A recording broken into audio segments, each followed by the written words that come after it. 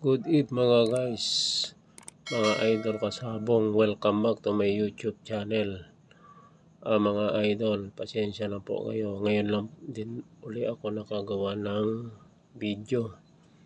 Mga idol, meron po akong bagong paraan para doon po sa manok na tinatarian natin, lalo pa po yung manok na tinarian natin walang kaliskis. Siyempre mga idol, madulas yun, madulas ang paa noon dahil walang kaliskis. May paraan dyan po para yung ikakabit nating sapin hindi dudulas doon sa paa niya. Ang unang-una, ito idol, yung pagkit. I-ano lang ho natin dito sa pagkit yung daliri natin, tapos ipahit po natin dito sa paa niya. Tulad nito, kumuha tayo ng pagkit dito, ipahit po natin dito sa paa ng manok kung saan natin ilagay yung sapin. Yan. So ayan, nalagyan na po natin ito, yung pakit, kasi medyo malambot naman ang pakit. Kailangan po ang pakit natin medyo malambot din para dumikit po dito sa paa ng manok na walang kaliskis na tatarian natin. Tapos itong ano din po, itong sapin, nalagyan ko na din po ito. Kailangan marami din pong pakit para dumikit din talaga doon sa paa ng manok na walang kaliskis. Kasi pag walang kaliskis kasi ang manok idol, pag kabit natin yung sapin, pwede ho umikot yung sapin, o kaya siyempre yung tari iikot din po yun, mawawala doon sa lugar kung saan ang inasinta natin, kung saan ang target natin ng tari, mawawala ho doon sa ano, kasi gagalaw, pwedeng umikot yung tari dahil ang tinarian nating paa ng manok walang kaliskis. Ngayon, ito po yung paraan para dumikit yung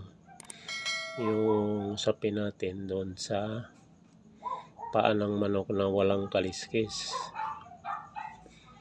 Yan. Tulad niyang mga idol, dito po natin paganyan ng style idol, yung manok na tatarian natin ng walang kaliskis. Ganito po ang forma ng paglagay ng sapin, kung makikita nyo.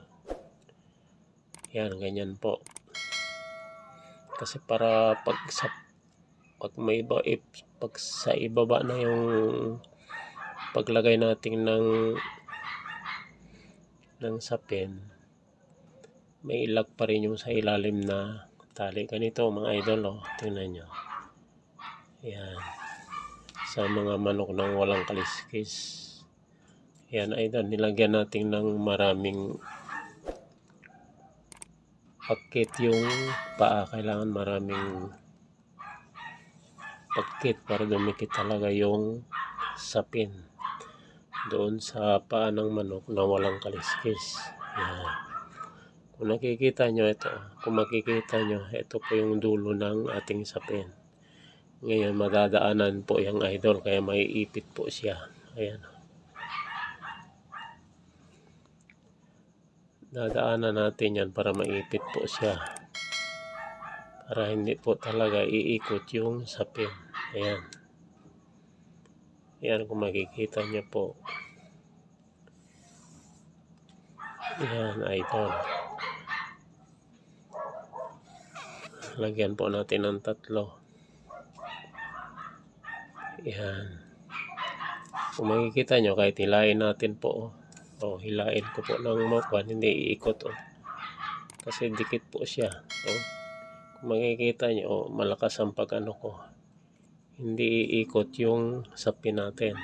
Ayan ayan po, napaka ano siya, dikit na dikit. Ayan. Kasi kung hindi natin gawin ng ganyan, pwede po siya umikot yung sapin. Yan, lagyan po natin ng leather boot.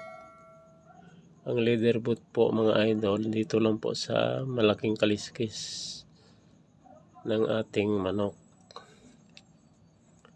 Ayan. Ganyan lang idol, kailangan pantay din ang paglagay natin ng sapin o ng leather boot. Yan, pwede isa sa baba, isa rin sa taas para pantay. Yan, tingnan nyo ng maigi. Yan. Maglagay tayo dalawa sa taas. Tapos isa sa baba, naging dalawa na rin. Yan, pwede po tayo maglagay tatlo sa baba.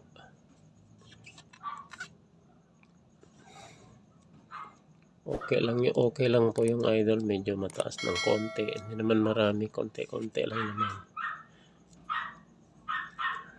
Ayan. 4 sa baba, 3 sa taas. Ayan idol, masi-masi natin para dumikit talaga yung yung sapin natin doon sa leather boot. Ayan, makikita nyo. Hapit na hapit.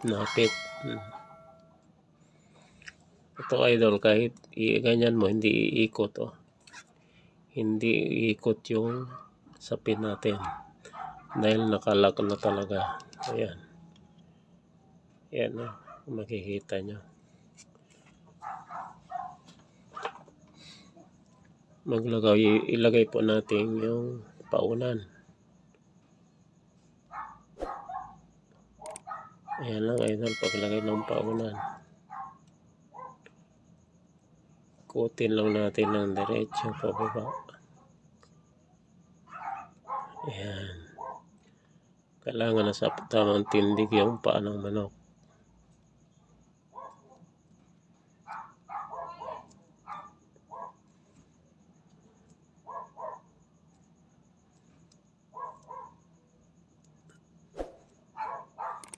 Ayan mga idol. Makikita nyo, lock na lock po dito sa gilid ng leather boot yung ang ating paunan. Ayan. Pag mga ganyan idol, matibay ang pakasandal ng ating paunan. Ayan. Sa ano po to idol ang diskarte po sa paa ng manok na walang kaliskis. May mga manok talaga mga idol walang kaliskis. Kailangan magandang pagkagawa ng ating sapin at paglagay ng leather boot. Ang tari ng mga idol, kung kabad natin hanggang doon lang sa kalambutan, yung dulo mula dito sa huling daliri. Ayan, sukatin nyo po ng ganyan hanggang doon lang sa kalambutan mga idol. Ayan makikita nyo. Ayan. Sa mga baguhan, ugaliin nyo po maglagay ng tari kondom para di po kayo masugatan. Iwas disgrasya lang po. Ito, sa paglagay naman ng ano po, ng tali sa tinidor, ganito lang, ikutin lang po ninyo. Ayan. Tapos dito naman sa kabilang tinidor, yan naman idol para kumapit lang po doon sa ating paunan at sa ating sapin para hindi lang dumulas. Yan ang purpose ng paglagay ng ganyang tali. Kung ako mag-asenta idol, 1 o'clock po ang pag-asinta ko ng tari. Laging 1 o'clock yan idol. Ayan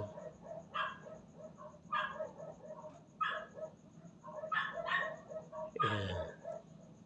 Ayan, dyan lang po yan sa may gilid lang po ng ng ating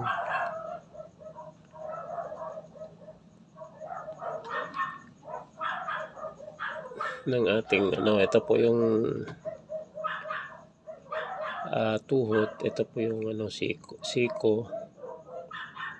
tuhod po, siko. Dito lang po tayo sa gilid kukuha yung dulo ng tari. Ayan, ganyan lang idol. Tapos ditong sa kalingkingan, tingnan nyo rin po. Kasi minsan, yung sa kalingkingan po, masyado bumabaon na tong pinakapuno ng tari natin. Tingnan natin maigi, masakit din kasi yan pag yung nakabaon dito po sa may gilid. Tingnan nyo, kung mapansin nyo itong gilid na to, kung bumaon tong pinakapuno ng tari, masakit po yan. Kailangan titingnan natin ng maigi, ng maayos. Yan, nakita nyo naman may awang siya kahit konti lang po. Yan, lagyan na natin ng tatarian na po natin. Lagyan natin ng tali. Ganyan lang mga idol kung maglagay ng tali. Guys, yan, sa ating mga baguhan, huwag po kayong magmamadali kung maglagay ng tali. Alalay lang po mga idol. Yan. Kailangan maayos po ang ating pagtatali. Tapos ganyan idol, ganyan lang. Lock po ninyo dito. Yan. Ito po, demo lang naman to. Sa inyo na yun kung ilang gusto nyong ikot ilalagay po dito sa mga tinidor. Kayo na po bahala. Pero ito demo lang to sa akin. Pero kung ako po maglagay 5 dito, 3 dito, kasi madagdagan yan idol.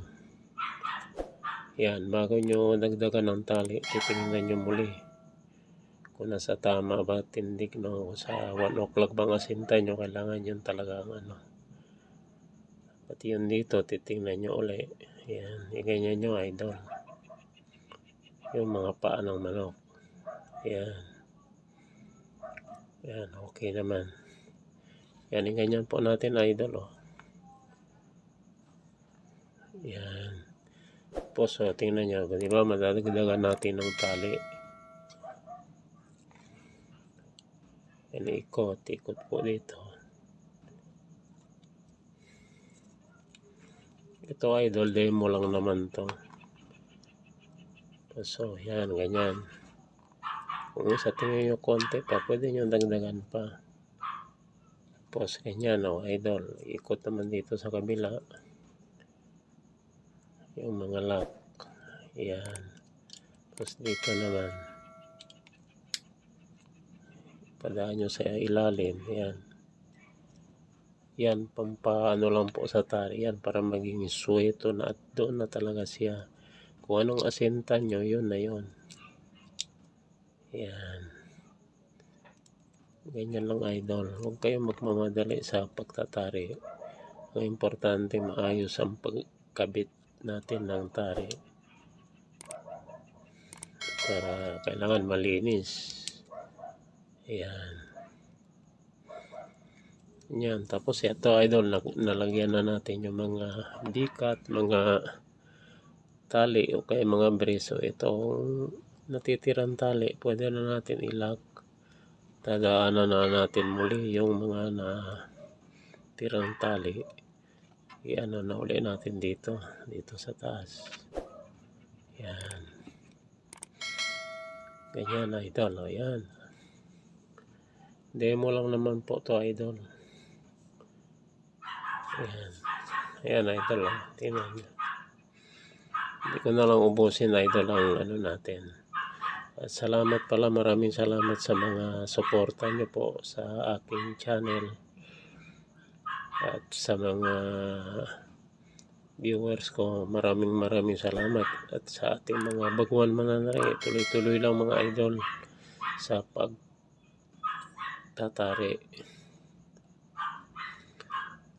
Mahasa din po kayo sa pagtatari.